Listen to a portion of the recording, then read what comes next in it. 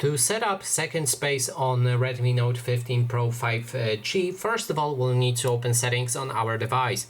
Next step is to scroll all the way down to the bottom and click on additional settings. After that, you should be able to find the second space. You can click on it to begin the setup. Now we can continue to the next step, and this will lag your phone a bit, and I wouldn't recommend to leave it as it is. Just if you go back right now, your phone will be lagged.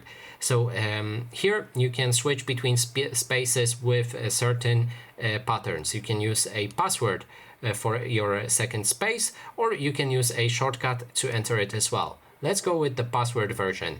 Now we can set up password for second space. So you will use one password to enter your original phone system, and the other password to enter the second space. So let's set it right now, and the pattern for second space will look like this. Oh no, we need to first drag our own pattern, first one, then the one for the second space. Confirm it, and set now. And we can also add a fingerprint. Let's try it actually.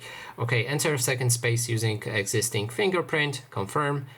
Then we can add other fingerprint to use as a different entry to that second space. Now let's lock our device, and then let's try to enter my second space. It should look like this, as you can see.